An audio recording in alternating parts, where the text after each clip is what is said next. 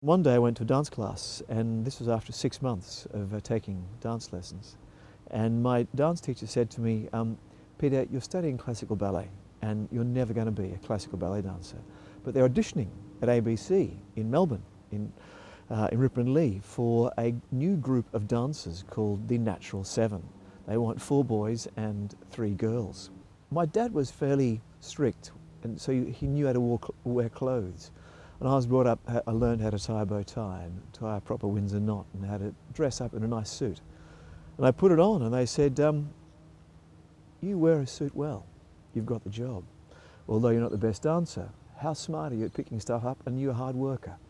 And I said, well, I suppose I'll do my best. I spent 2 years every single day working on this wonderful live to tape done once a week on Saturdays, and just working away as learning the craft during the day. It was fantastic. Showbiz came a little bit difficult to me because I have a stammer and a lisp, and was majorly dyslexic, and that's all true. And so as a dancer, you don't have to talk. So when you talk like that, people pull away from you because you become embarrassing to be with. And over my show business career, after my dancing, I said I want to start to sing and I want to start to act. But I had this affliction till I was about 25, 26. So I was working as a dancer, but speaking like this. But what is wonderful, as an actor, you get given a script and you sit down and you read, to be or not to be. That is the question. So all of a sudden you've got this script. You're just in this piece. You know exactly what the actual bumps are in front of you. And you learn the lines, and all of a sudden I could speak clearly. So on stage, people didn't know I had a lisp or a stammer.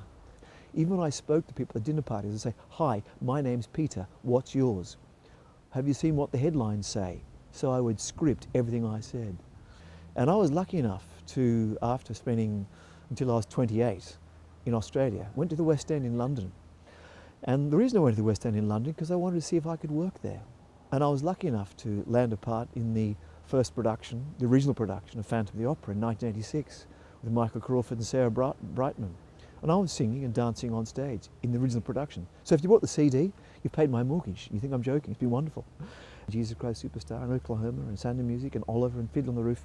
I did 19 musicals back to back in the West End for 20 years. So I was pretty lucky. Dancers don't earn a lot of money. And even though I was a very successful dancer and I was doing very well, I had 3 children while I was working as a dancer in the West End.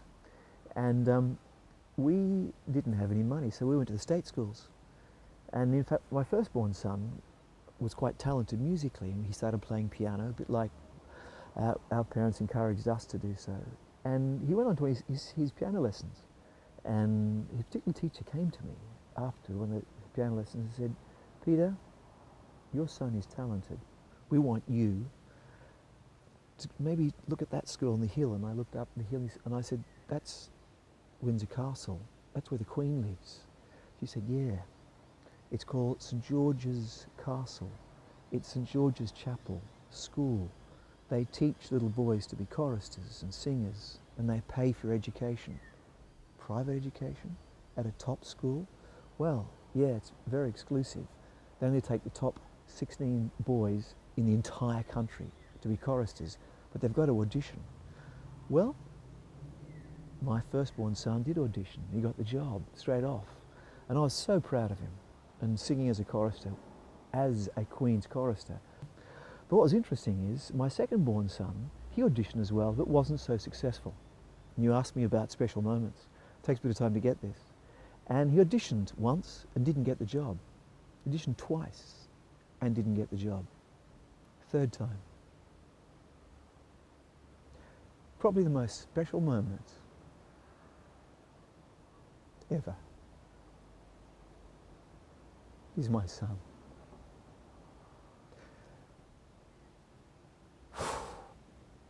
Running down the stairs when he got the job. His face, the joy, and a father so proud. That's special.